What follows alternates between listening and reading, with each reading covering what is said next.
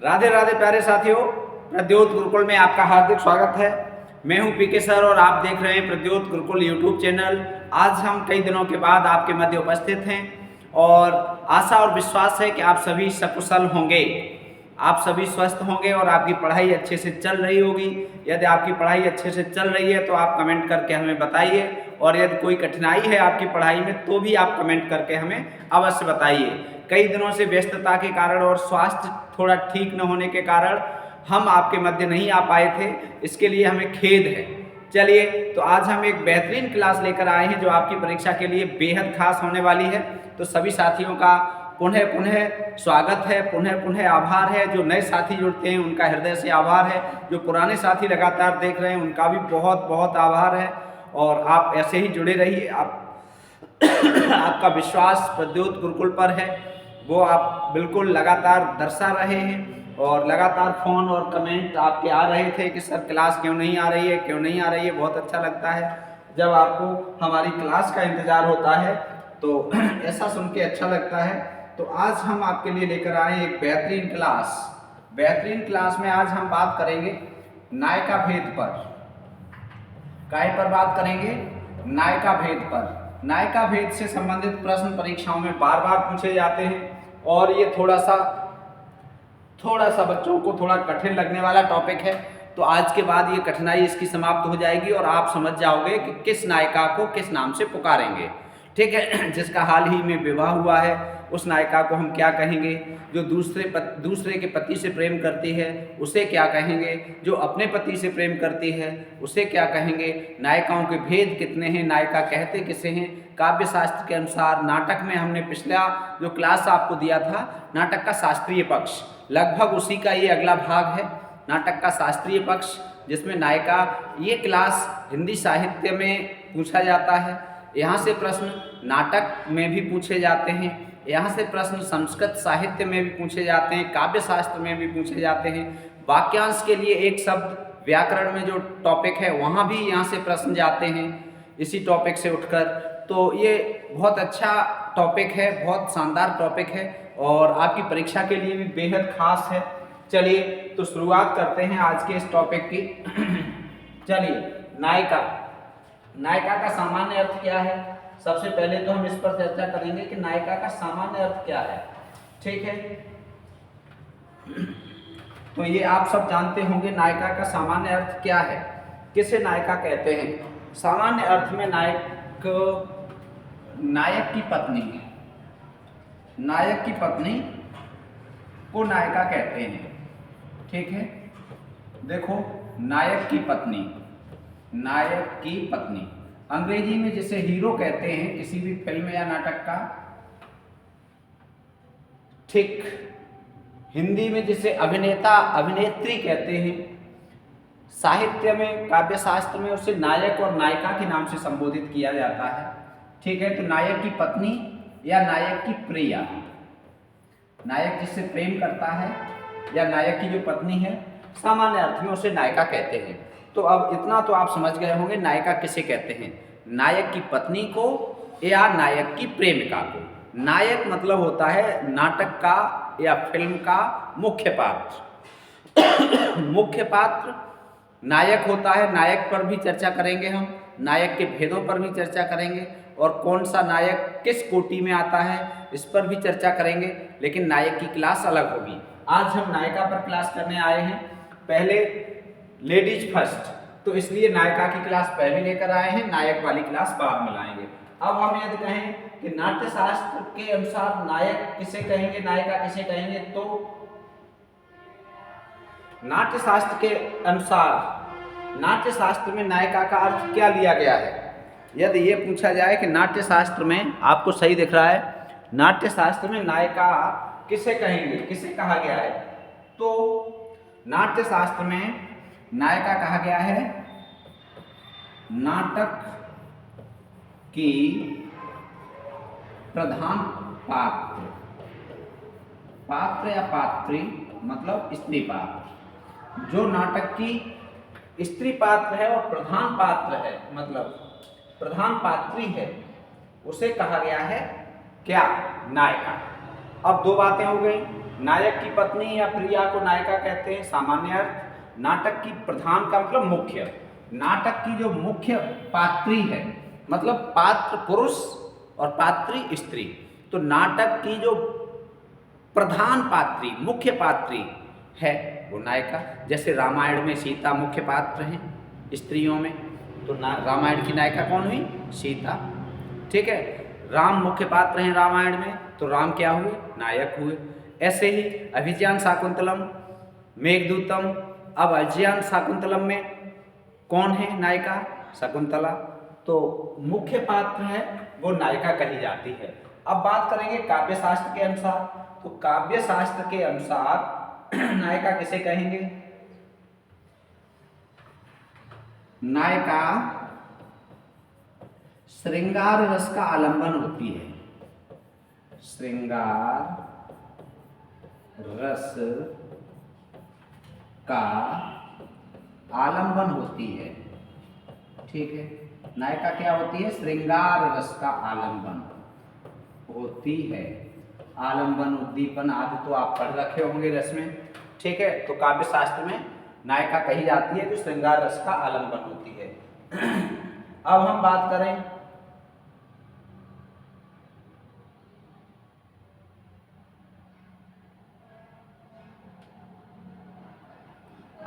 करें परिभाषा की। तो परिभाषा यदि हम नायिका की देना चाहें अपने शब्दों में, ठीक है, सामान्यतः जो मान्य हो, तो ऐसी परिभाषा यदि देना चाहें तो वो क्या होगी? तो हम कहेंगे वो है सुंदरी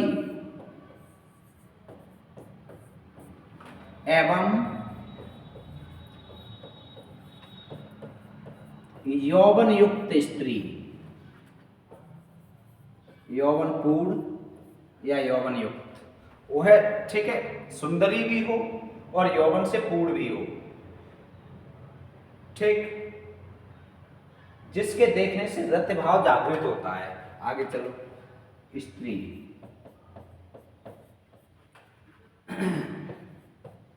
जिसके देखने से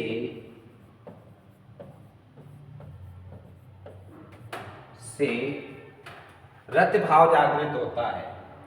ठीक है,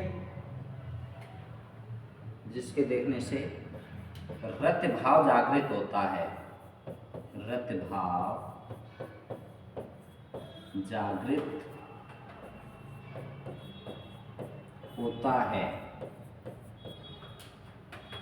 जिसका विस्तार श्रृंगार रस में होता है। ठीक है, काय में होता है ये? श्रृंगार रस में।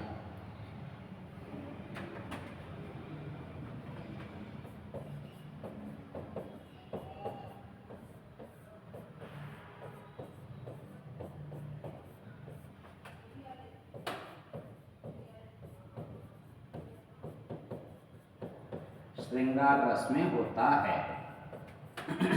चलो भैया, ये हो गया। ठीक है, इतना यहां तक का आपको समझ में आ गया होगा।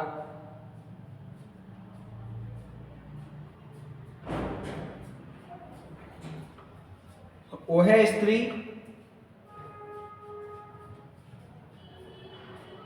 वो है सुंदरी एवं यौवन युक्त स्त्री, वैसे स्त्री तक ये सब इसी के विशेषण है। वह सुंदरी एवं यौवनपूर्ण स्त्री जिसके देखने से रतिभाव जागृत होता है। रतिभाव का मतलब प्रेम, जिसके देखने से प्रेम जागृत हो या जिसे देखने से प्रेम जागृत हो। ठीक है, दो बातें हो गई, जिसके देखने से भी प्रेम जागृत हो और जिसे देखने से भी प्रेम जागृत हो। मतलब वो देखे तो प्रेम जागृत हो जाए या तुम उसे देखो तो भी प्रेम जागृत हो जाए। तो श्रृंगार रस में जिसका विस्तार हो तो उसे क्या कहेंगे? नायिका कहेंगे। ठीक है, तो ये नायिका से संबंधित कुछ बातें हुई। चलिए अब बात करते हैं नायिका के भेद की। तो नायिका के भेद पर यदि हम चर्चा करें तो सामान्यतः नायिका के 3 भेद माने जाते हैं। कितने भेद माने जाते हैं? 3 भेद सामान्यतः। ठीक है, सामान्यतः नायिका के कितने भेद हैं? 3 भेद हैं। कौन कौन से 3 भेद हैं? तो ये आपको पता होना चाहिए। स्वकीया, ठीक है। परकीया, परकीया। और तीसरा सामान्य। किया किया किया किया रे किया रे किया किया। अब ये देखो 3 भेद हो गए, स्वकीया, परकीया, सामान्य। नायका के 3 भेद मुख्यतः सामान्यतः जो माने जाते हैं, सामान्य वर्गीकरण में 3 भेद, स्वकीया, परकीया और सामान्य। इन पर चर्चा करेंगे, स्वकीया पर भी विस्तार से, परकीया पर भी और सामान्य पर भी। इनके भेद भी पढ़ेंगे। ऐसे ही पहले समझ लो थोड़ा सा, स्वकीया उसे कहते हैं जो अपने पति से प्रेम करे, अपने पति से या अपने प्रेमी से प्रेम करे, उसे स्वकीया। परकीया उसे कहते हैं जो दूसरे के पति से प्रेम करे, ठीक है, परकीया। और सामान्य जो किसी से प्रेम न करे, बस धन लेके प्रेम करे, ठीक है, तो उसे सामान्य कहेंगे। अब इनके भेद पढ़ेंगे, ठीक है। तो स्वकीया के मुख्य भेद क्या हैं? स्वकीया के मुख्य भेद 3 हैं। कौन कौन से 3 भेद हैं? एक तो मुग्धा, ठीक है, एक मध्या, एक प्रौढ़ा। ये 3 प्रकार की नायिकाएं होती हैं स्वकीया। कौन कौन सी? मुग्धा होती है, मध्या होती है और प्रौढ़ा होती है, ठीक है। मुग्धा होती है, मध्या होती है और प्रौढ़ा होती है, ठीक। अब परकीया के भेद, परकीया के 2 भेद होते हैं। परकीया के भेद कितने होते हैं? 2 प्रकार की परकीया होती हैं। कौन कौन सी? एक होती है ऊढ़ा, ऊढ़ा, और एक होती है अनूढ़ा, ठीक है। ये ऊढ़ा और अनूढ़ा क्या होती हैं?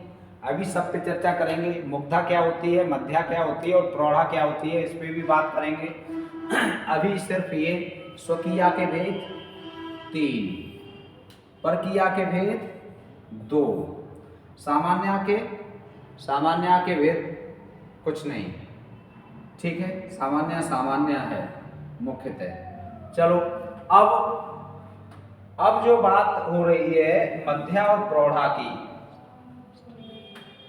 मध्या और प्रौढ़ा, इनके 2 भेद होते हैं। ज्येष्ठा, दोनों के,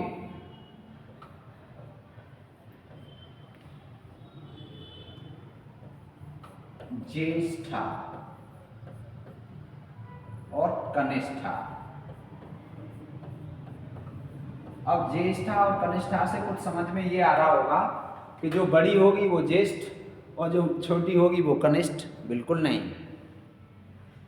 ज्येष्ठा नायिका बड़ी नायिका नहीं, कनिष्ठा नायिका छोटी नायिका नहीं। ज्येष्ठा का मतलब ये है नायक जिसे अधिक प्रेम करता हो वो ज्येष्ठा, और कनिष्ठा वो नायक जिसे कम प्रेम करता हो वो कनिष्ठा, ठीक है। तो ये प्रौढ़ा और जो मध्या दोनों हैं, ये दोनों के 2 भेद हैं। मध्या भी 2 प्रकार की होती हैं, ज्येष्ठा और कनिष्ठा, और प्रौढ़ा भी 2 प्रकार की होती हैं, ज्येष्ठा और कनिष्ठा, ठीक है। इसलिए हमने दोनों के सामने एक बार में ही लिख दिया है। मध्या भी 2 प्रकार की होती हैं, ज्येष्ठा, कनिष्ठा, ठीक है, और प्रौढ़ा भी 2 प्रकार की होती हैं। अब ये दोनों फिर से 3-3 प्रकार की होती हैं।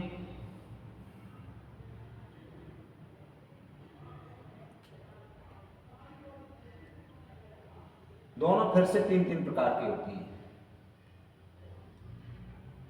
अब ये दोनों के 3-3 प्रकार क्या हैं वो भी जान लो। देखो, ज्येष्ठा के 3 प्रकार भी होते हैं।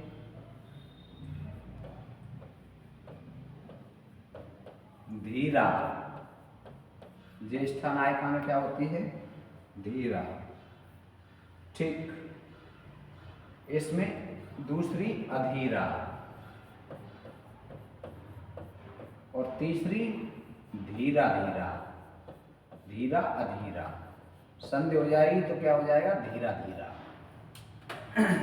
यही स्थिति कनिष्ठा की भी है, यही स्थिति, यही 3 भेद कनिष्ठा के भी हैं। ठीक है, यही 3 भेद कनिष्ठा के भी हैं। धीरा अधीरा। अभी हम चर्चा करेंगे ये कौन कौन सी होती है, किसे धीरा कहेंगे, किसे अधीरा कहेंगे। ठीक है, और धीरा धीरा, ये अभी भेद हम यहां पढ़ रहे हैं बस। अब देखो, नायिका के सामान्यतः 3 भेद, स्वकीया, परकीया, सामान्या। स्वकीया के 3 भेद, मुग्धा, मध्या और प्रौढ़ा। परकीया के 2 भेद, ऊढ़ा और अनूढ़ा। मध्या के 2 भेद, ज्येष्ठा और कनिष्ठा। और फिर मध्या के ये 2 भेद, फिर ज्येष्ठा के 3 भेद, धीरा अधीरा और धीरा धीरा। यही प्रौढ़ा का 2 भेद, ज्येष्ठा और कनिष्ठा, और प्रौढ़ा कनिष्ठा के फिर 3 भेद। ठीक है, धीरा धीरा, धीरा अधीरा और धीरा धीरा। तो सॉरी,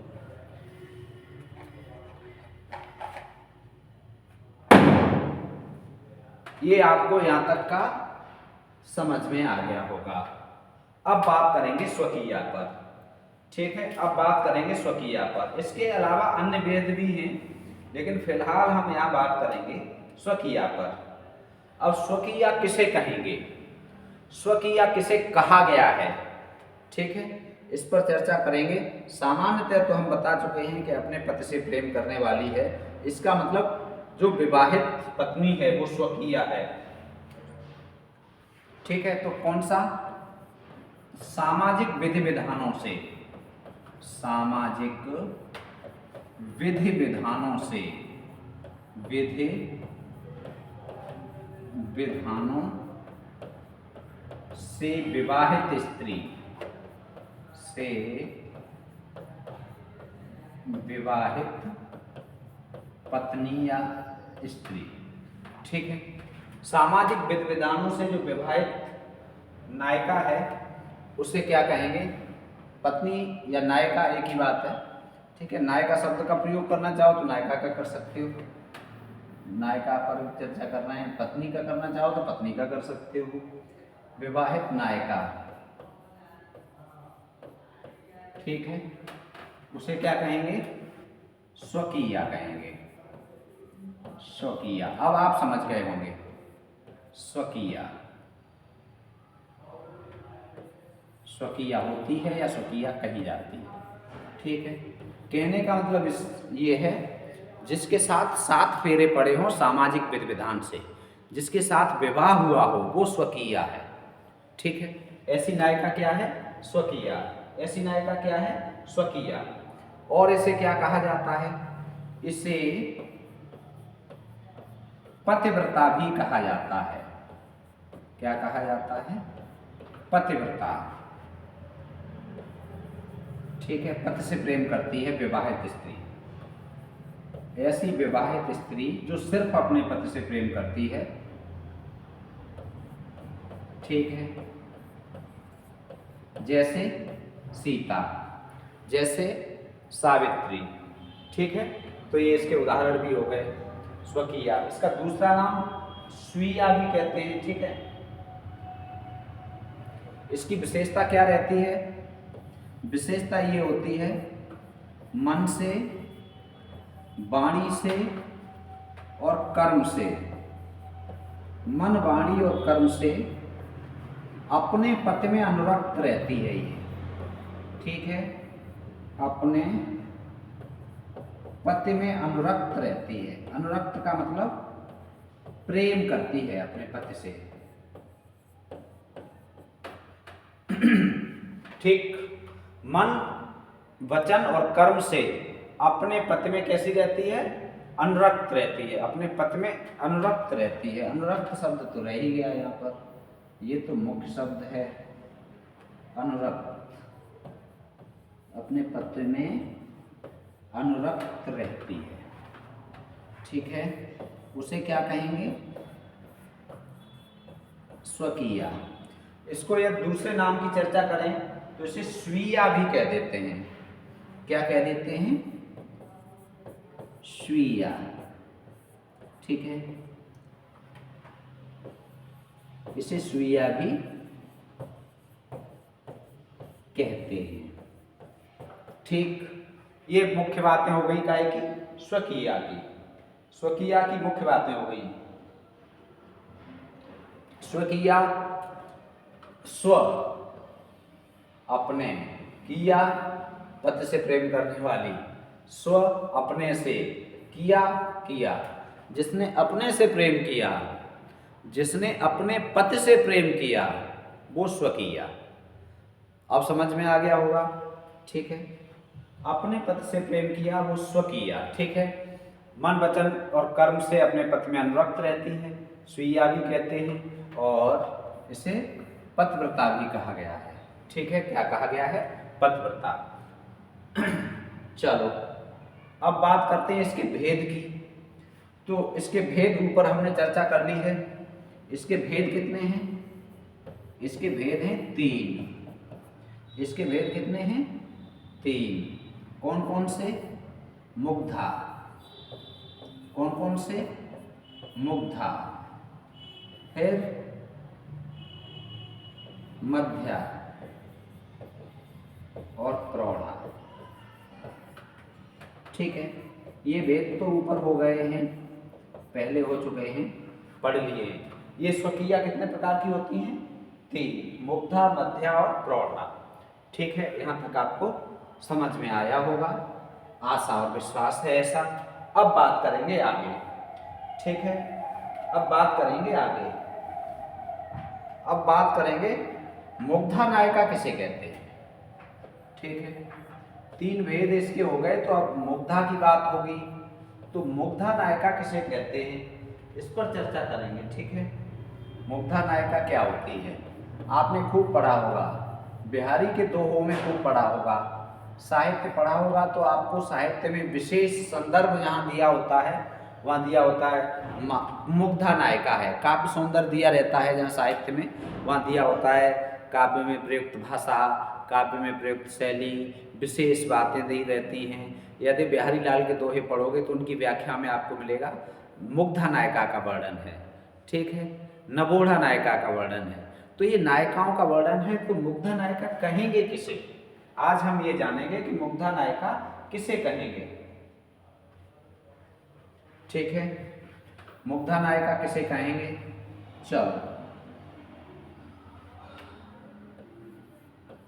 अंकुरित यौवन,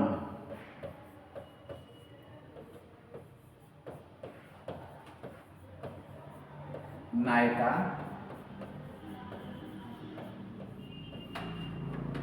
मुग्धा कहलाती है,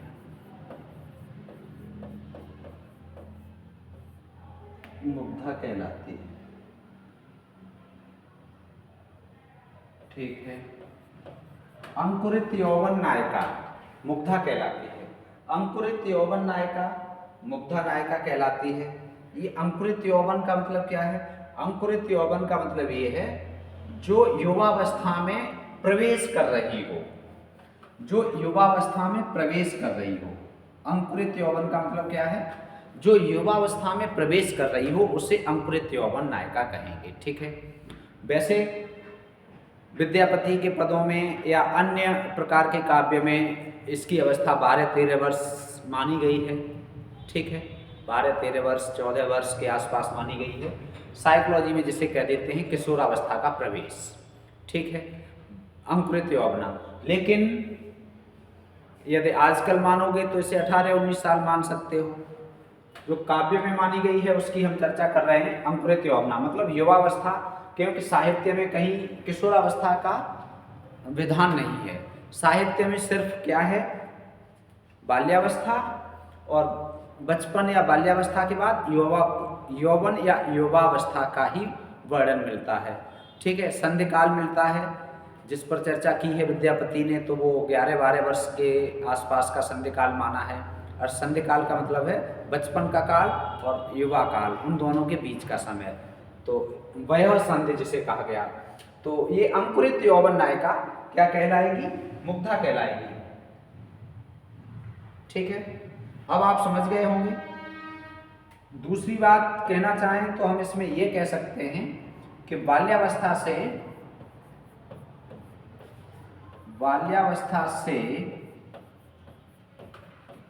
प्रौढ़ावस्था में प्रवेश करने वाली, प्रौढ़ावस्था में प्रवेश करने वाली नायिका, प्रवेश करने वाली नायिका। ठीक है, अब आप समझ गए होंगे मुग्धा नायिका किसे कहते हैं। ठीक है, मुग्धा नायिका किसे कहते हैं? बाल्यावस्था से प्रौढ़ावस्था में प्रवेश करने वाली नायिका को मुग्धावस्था कहते हैं।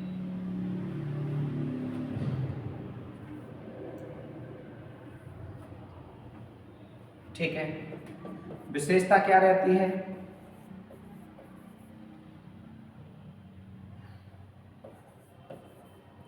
पहली बार यौन भाव, ठीक है, मन में जागृत होता है। पहली बार क्या होता है? यौन भाव का अनुभव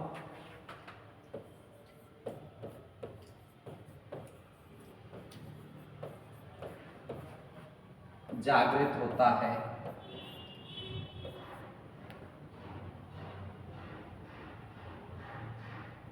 ठीक है, उसे क्या कहेंगे? उसे कहेंगे मुग्धा नायिका। ठीक है,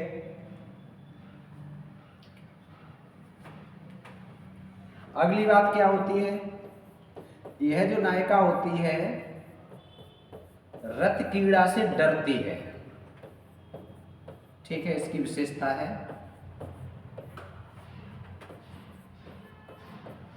यह नायिका जो मुग्धा नायिका होती है रत कीड़ा से डरती है। ठीक है, अगली विशेषता क्या है? गुस्से में भी मधुर बनी रहती है। इस नायिका की विशेषता है गुस्से में भी मधुर बनी रहती है। मधुर बनी रहती है। ठीक है, गुस्सा करेगी फिर भी मधुर ही बोलेगी। ठीक, और क्या इसकी विशेषता है? अब ये जो मुग्धा नायिका है, यहां मुग्धा नायिका के भेद कितने हैं? यहां लिखे दे रहे हैं, दिख रहा है। मुग्धा नायिका के 2 भेद हैं। मुग्धा नायिका के कितने भेद हैं? 2 भेद हैं। मुग्धा नायिका के 2 भेद हैं। मुग्धा नायिका, अरे भाई, मुग्धा नायिका के भेद कितने हैं? 2। अब इनकी बात की जाए तो 2 भेद कौन से हैं?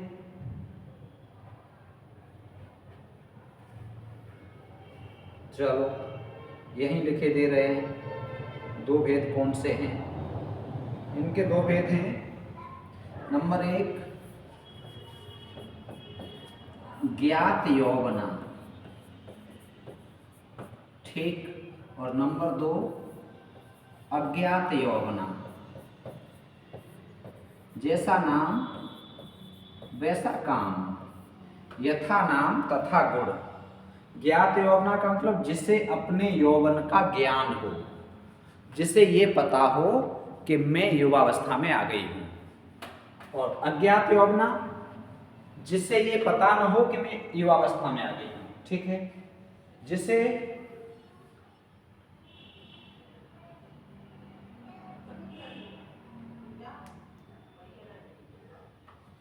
ठीक है,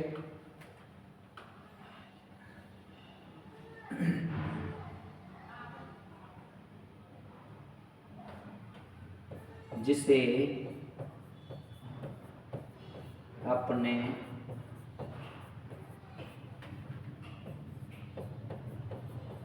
यौवन के